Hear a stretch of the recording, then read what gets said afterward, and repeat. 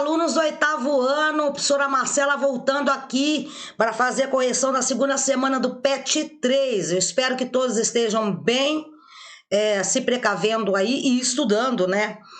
Para quem não conhece o canal, eu peço que deixem seu like, seus comentários, se inscrevam no canal para ajudar, que sempre dá uma força, tá bom? Então vamos falar agora do assunto que é muito interessante, que é a independência da, vamos ver, América Espanhola. Vamos lá. Aí, passou tudo aqui. Nossa, a independência da América Espanhola, gente. Então, eu peguei texto do PET, tá bom? Que fala dos processos da independência da América Espanhola. Então, vamos lá, gente. Enquanto o Brasil vivia o período imperial aqui, com um poder moderador, que era o poder que Dom Pedro I implementou, né, na Constituição de 1824, que ele era um poder, tinha o legislativo, executivo, o judiciário e o moderador. Então, era uma forma dele exercer também um controle grande, sabe, sobre os outros 13 poderes. Uma espécie de ditadura, né? Vindo do Rio de Janeiro, e a influência de senhores de engenho que garantiam a união entre os estados brasileiros, os seus vizinhos da América Espanhola aqui, né, fervilhavam em guerras de independência contra o Império Espanhol. Então a gente aqui ainda estava ali com Dom Pedro I, no poder moderador, né, proclamou a independência, mas nós estávamos aí e essas outras nações aqui estavam lutando para a independência contra o Império Espanhol, enfraquecido no século XIX pelas guerras de Napoleão Bonaparte da França, o general francês. Os processos de independência tiveram participação de liberais, né, conservadores, e também a presença de líderes independentistas como José de San Martín, os caras que lutavam pela independência, e Simão Bolívar, que são os bem famosos, que atuaram com o objetivo de criar territórios independentes política e economicamente naquelas regiões. Uma das principais colônias a se rebelar contra o domínio espanhol, nossa, na aula passada nós falamos do Haiti, né? O Haiti foi o quê? O primeiro, né? A Bolívia proclamou sua independência em julho de 1809. O Haiti foi em 1804, vocês lembram, gente? A aula passada. Quando Pedro Domingo Murilo liderou uma revolta de crioulos, Marcelo, o que é isso? Descendentes de espanhóis nascidos na América. Então não eram os espanhóis mesmo que vieram de lá, eram os descendentes, filhos, netos, ok? E mestiços, que já eram mistura de espanhol com indígena, tá bom? Seguiram-se anos de luta até o estabelecimento da República em 1825, que foi nomeado em homenagem a Simão Bolívar. Então a Bolívia tem a ver, esse nome da Bolívia tem a ver com esse libertador, tá? As guerras de independência da Bolívia marcaram junto à independência da Argentina também e do Uruguai, o desmembramento do vice-reino da Prata, do Rio da Prata. Gente, então esses vice-reinos estavam lutando também para se tornarem países independentes. O Haiti não se transformou, então esses também estavam influenciados pelo Haiti, a evolução do Haiti, a questão da Revolução Francesa, ideais iluministas, que a gente falou muito bem, que o Haiti influenciou fortemente nessas independências aqui, tá bom? Então vamos lá, gente. Vice-reino do Rio da Prata, para entender. Vice-reino do Rio da Prata, estabelecido em 1776, ele foi o último e mais curto vice-reino criado pela Espanha. Onde que tá isso, Marcela? Aqui, ó. Justamente aqui, ó. Aqui a Argentina, né? Aí que tem o Uruguai. Então tem criado pela Espanha durante o período de colonização das Américas. Os seus limites continham os territórios da Argentina, ó, Rio da Prata, Paraguai e Uruguai. Então eles não eram países independentes, eles eram vice-reinos, tá? Para a coroa espanhola. Pequenas partes dos territórios que atualmente pertencem ao Brasil e à Bolívia, ok? Então eram divididos em vice-reinos. Aqui, ó, vice-reino da Pátria, prata, só para vocês entenderem. Tinha a Capitania Geral da Venezuela, o Vice-Reino da Nova Granada, Vice-Reino do Peru, entendeu? Então, Vice-Reino da Nova Espanha, que aqui já pega aqui o México, tá? Então, vamos lá. Sociedade na América Espanhola. Temos que entender que toda sociedade tem a divisão social dela. Lá no Egito tinha. Na sociedade medieval tinha. Na sociedade moderna tinha também. Todas. E hoje nós também temos. Tem os que são super ricos, tem os que têm classe média, tem os pobres, né? Aqui é dividido em classes. Infelizmente, sempre há desigualdades sociais na história, tá? Então, ó, 1%, nós vamos falar dessa sociedade nessa época da independência aí, chamavam-se chapetones. Quem eram esses chapetones? Eram homens brancos nascidos na Espanha e que, vivendo na colônia, representavam os interesses metropolitanos. Então, eram os caras que estavam trabalhando para a metrópole lá da Espanha, são os chapetones. E eles ocupavam altos cargos administrativos, judiciais, militares e comércio externo. Então, mandavam. Qual era a porcentagem? 1%. Sempre assim, né? Abaixo, 13% aqui, ó, 0,5%, tinha os crioulos. Elite, era uma elite, tá? Colonial, descendentes de espanhóis, nascidos na América. Então, nasceram aqui já, na América Espanhola, né? Grandes proprietários rurais, não eram pobres, tá, gente?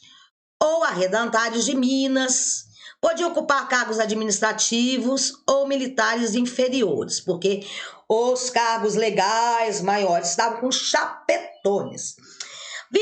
27% dessa população aqui, gente, eram os mestiços. Quem eram esses mestiços? Brancos, brancos tiveram filhos com índios. Eles eram homens livres, né? Trabalhadores, braçais, ó, desqualificados, exploradores na cidade, oficinas e no campo, capatazes. Então eram os mestiços, filhos de brancos com índios. Depois embaixo, gente, a gente tem os indígenas. Aí, o indígena aqui, ó, eram escravizados mesmo com a proibição. E tínhamos negros também nas Antilhas, né? Da questão do açúcar, que representava a maioria da sociedade, trabalhavam principalmente na agricultura, principalmente na lavoura da cana-de-açúcar, tá? A mita aqui, que tem a ver com o trabalho dos indígenas, ela era o trabalho forçado e que chamava encomenda, né? Trabalho servil nos latifúndios. Então, os indígenas, vocês veem que a maioria da população era a população mais prejudicada. Esses dois aqui estão bem na fita, sendo que esse daqui também não gosta muito do poder desse de 1%, não. Aí vamos ver o que vai acontecer aqui na frente. Vamos lá.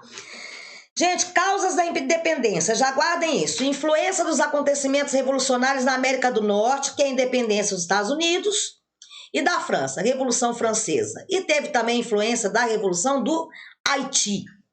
Exclusão social das populações mestiça, vocês viram aí, né? Indígena e negra. Insatisfação com a política de Napoleão Bonaparte, que nomeou José Bonaparte, rei da Espanha. Esse José Bonaparte era irmão de Napoleão, porém, portanto, francês. E um rei francês estava no trono da Espanha. Eles não estavam satisfeitos com isso. E incentiva o espírito de autonomia da elite local pelas câmaras municipais, que eram os cabildos, né? Esses cabildos, eles estavam lá e trabalhavam nessas câmaras municipais, ok? Então, atividades. Os processos de independência da América Espanhola, gente, ocorrido no século XIX, portanto, nos anos de 1800 para frente, aconteceu como reflexo em meio a uma série de situações vivenciadas ao longo do século XVIII. Nesse momento, é possível observar o surgimento de um novo conjunto de valores que colocava em questão o pacto colonial, aquele pacto colonial, aquela coisa que a colônia só pode fazer comércio com a metrópole, e o autoritarismo das monarquias, né, centralizadas. A teoria do iluminismo defendia a liberdade dos povos e a queda dos regimes políticos que promovessem o quê? O privilégio de determinadas classes sociais, como vocês viram ali naquela pirâmide, né? Tinha privilégio. Com base nos estudos realizados no livro didático, espero que vocês tenham lido, ou em consulta à internet, quem tem condição, gente, responda as questões. No contexto da independência, qual era a situação política da Espanha, quando esses movimentos da independência da América Espanhola começaram a eclodir? Bem, gente, a Espanha foi invadida por Napoleão Bonaparte, que foi um general francês, tá? Que assumiu o poder da França depois da Revolução Francesa, em 1799. Então, ele era um general muito enérgico e ele conquistava mesmo. Esse general francês colocou no trono espanhol, em 1808, o seu irmão José Bonaparte.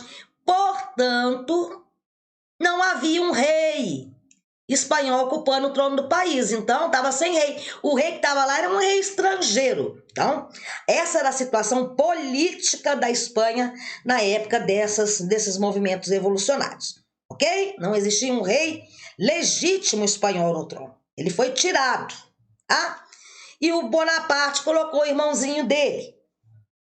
Bem, quais os motivos protagonizaram a luta pela independência das colônias espanholas na América? O que levou essas colônias a buscarem a independência? Então, gente, o monopólio comercial em benefício da metrópole, pacto colonial, né? Aquele negócio de só pode comercializar com a metrópole, desigualdade de direitos entre os crioulos, né? Os crioulos queriam um pouco mais de direitos com relação àqueles chapetones ali que estavam no alto, que eram os nascidos na colônia, e os chapetones nascidos na Espanha. Então, eu adiantei aí.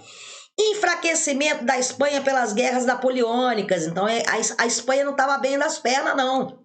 Napoleão estava dominando aquela região, tá bom?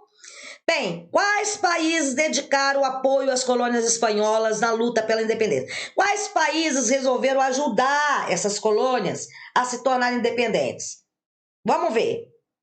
Ajuda, né? Nem sempre a ajuda, né? É de bom coração, tem interesses atrás. Então, quais eram os interesses desses países? Gente, os dois países, gente, foi Inglaterra e Estados Unidos, tá? Estados Unidos. Os interesses eram o quê? Estritamente econômico, pois eles queriam fazer comércio com a América Espanhola, quebrando esse pacto colonial. Tá? Eles queriam fazer comércio também, porque ali era uma região de muitas riquezas, tá bom? Então, por isso que eles resolveram apoiar essas colônias para se tornarem independentes. Okay? Depois eles chegavam lá e iam mandar no pedaço também, tá? Bem, texto 2, gente. A independência do México, ocorrida na madrugada do dia 16 de setembro de 1810, se deu por meio de uma guerra que contestava a colonização realizada pela Espanha. Mais ou menos isso. Insatisfação com a metrópole, tá, gente? Durante quase 3 séculos, 300 anos, portanto, o território que hoje chamamos de México ficou sob domínio da colonização espanhola. Somente no início do século XIX, que um movimento de independência ganhou destaque e pressionou a metrópole, a Espanha, tá, gente?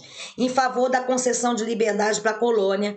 Então, vocês vão analisar uma imagem aí e responder as questões, ok? Independência do México era para libertar a colônia da metrópole espanhola. Guardem isso. Aí temos aí, gente, a imagem do pet. Nós vemos um padre aqui, nós vemos indígena, ó, outro padre, parece com um cara aqui da elite, que seria um crioulo, né? Aqui um outro padre, aqui, ó, o cara bem vestido aqui, povo. Então, vocês podem analisar que foi uma junção, ó, um indígena aqui, ó, indígena, falei que tinha mestiços, e espanhóis, aí, no caso, aí seriam os crioulos, né, gente? Que estavam lutando por uma maior igualdade, e os mestiços negros e indígenas também. Então, tem uma variedade de gente aí. Então, vamos lá. O que você observa na imagem, gente? Mais ou menos isso, uma diversidade de grupos sociais. Mestiços, padres, crioulos, militares, tá bom? O que a imagem representa? Gente, a luta pela independência do México. Nesse aspecto aí, independência do México, tá? Quais grupos sociais estão representados na imagem? Então, vocês viam aqui, ó, padres, né? Militares, burgueses, que seriam os crioulos, indígenas, tá? Vamos ver se tem. Ó, tem negros também aqui, ó, tá vendo? Então, olha aqui os negros, tudo misturado. O que mais lhe chama atenção na imagem? Aí é uma questão pessoal sua, mas o que você poderia responder? Vamos ver se você está de acordo com a minha ideia aí que eu vou te dar. Diversidade social, né? Você vai observar que é muita gente ali. E você for analisar na interpretação da imagem, você vai ver que existem pessoas diferentes, grupos sociais diferentes. Então, foi uma junção de grupos, com cada um com seus interesses também, né, gente? Quem é o padre representado no centro da imagem? Que é esse daqui, ó. Esse senhor aqui. O nome dele, gente, é Miguel Hidalgo y Costilla, tá bom? É o nome desse padre aí que ajudou na independência do México. Vamos lá para frente. Pergunta, gente. Observando a imagem, podemos afirmar que o processo de independência do México foi um grito de vários grupos sociais? Justifique sua resposta. Sim, você está vendo ali na imagem que tem um monte de gente de grupos sociais diferentes. Vamos ver, poderia ser. Esse movimento foi uma aliança feita com defensores da democracia do México, que eram os liberais, né? E com os defensores da implantação de uma monarquia, que eram os conservadores. Né? Esses dois grupos de perspectivas bem diversas uniram-se sobre o propósito de tornar o México independente. Cada grupo tinha interesses próprios e na independência. Gente, esses liberais aí, os conservadores, a gente pode dizer que a gente pode colocar eles nas classes mais altas, os padres ou os militares. O pessoal mestiço ali, os indígenas e os brancos estavam ali, que iam, de certa forma, ajudar um dos dois lados a criar a revolução. É quando o líder chega e o povo se identifica. Então, aquela outra população, ela é em peso forte, mas isso não quer dizer que ela vai mudar com as ideias dela mesma. Ela vai seguir, de repente, a ideia dos mais intelectuais, ok? Então, seria uns que defendiam a implantação de uma monarquia, que eram os conservadores, e a outra que queria a democracia no México. Seria um sistema de república, tá bom? Então, vamos lá. Aí tem uma tabela, tá, para vocês, mas como eu não sei fazer muito essa questão de pegar e fazer na tabela, não sou muito boa de fazer tabela, depois lá na frente é um trabalho totalmente de pesquisa de vocês, que a professora vai dar adiantada aqui, uma ajuda. Eu também tenho o professor Dimas, que disponibilizou, e eu consegui ver algumas coisas, pesquisei também, para poder trazer aqui para vocês esse quadro, tá? Então, na América do Sul, a independência das colônias espanholas foram marcadas por movimentos liderados por crioulos, que é essa parte aí, os espanhóis, os filhos de espanhóis nascidos na América, e indígenas, que tiveram características bem particulares. Com o apoio do livro didático, que é uma pesquisa totalmente sua, né, gente? E, se possível, com o auxílio da internet, preencha a tabela a seguir com as principais informações a respeito dos movimentos de independência de alguns países da América do Sul que estavam sob o domínio da Espanha. Então, seguindo a ideia também do professor Dimas aí sobre a questão dos grupos envolvidos aqui, grupos sociais envolvidos, eu também me enquadraria aí na questão dos crioulos, porque os crioulos, eles tinham uma participação forte na sociedade, eles eram em grande número e tinham ideais, né? Eram mais de uma elite. Então, a maioria, todas estavam envolvidos nesses sistemas de independência da América Espanhola. Então, vamos colocar como os grupos sociais envolvidos nessa época. A Marcela, tem mestiço, tem índio lá também, negros, e a gente enquadra tudo num grupo, tá bom? Então, vamos lá. O Paraguai, gente, 1811, Pedro Juan Caballero, Fulgêncio Negros José Gaspar, elites crioulas, tá? Argentina, José de San Martín, Manuel Belgrano, elites crioulas. Chile, 1818, Bernardo Rogins, né? Rogins. Ramon Freire também, elites crioulas. Peru, gente, 1821, José de San Martín, José Miguel Carreira, elites crioulas. Venezuela, 1811, Simão Bolívar. Francisco de Miranda, Manuel Piar, elites crioulas também, podemos colocar. Colômbia, se deu um processo de independência durante 9 anos, tá? Então ela vai, pelas minhas pesquisas aqui, de 1810 a 1819, tá, gente? Simão Bolívar, Francisco de Paula Santander. Mas ela tem a ver com banco? Pode ser, a gente não sabe. Elites crioulas. Equador, 1809 a 1822, então também teve um processo aí. General Sucre, participação do Simão Bolívar, elites crioulas também. Então tá aí a tabela, tá? Para vocês verem os líderes, né? José de San Martín aqui no Peru, José Miguel Carreira, tá? E vamos supor que todos os envolvidos dessa, porque assim, evoluções liberais influenciadas por movimentos iluministas, geralmente são os burgueses que fazem parte dessa coisa. O povão tá, mas o povão é mais a massa, deixa o movimento mais cheio, mas geralmente as ideias são os que têm mais poder econômico, tá bom? Bem, atividade 4. Na luta pela independência da América Espanhola, o Simão Bolívar, já falamos do México lá atrás, agora vamos falar da independência espanhola, né? Também num outro contexto de outros países. Político, ele era um líder político venezuelano, tinha o sonho de uma América Espanhola independente, unida e republicana. Tá? Seu sonho ficou conhecido como bolivarismo, unir essa América Espanhola, né? numa única república, ok? Então vocês vão ver aqui como eram, vocês viram, né? Como que era antes e como que se tornou os países depois. Então aqui eu vi o Reino da Prata, né? Do Rio da Prata, 1776, foi criado. Então, aqui, ó, criou-se a Argentina, aqui, ó, o Chile, né? Tem o Uruguai aqui, ó, pega um pedacinho, Paraguai, Bolívia.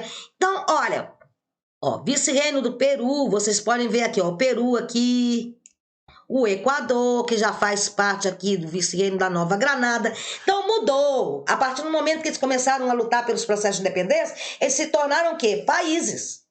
E são os países que nós conhecemos até hoje, aqui na América Latina, tá bom?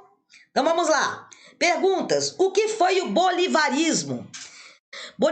Bolivarismo, gente, foi um movimento iniciado por Simão Bolívar, né? Que possuía o objetivo de unir os países da América Latina, inicialmente aqueles que foram ex-colônias da Espanha.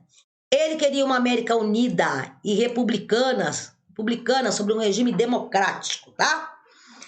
Como se encontrava a divisão territorial da América Espanhola antes da independência? Então aqui, gente, antes da independência, que é a independência, né? Antes. Aqui, vice-reinos. Vice-reino, capitania geral.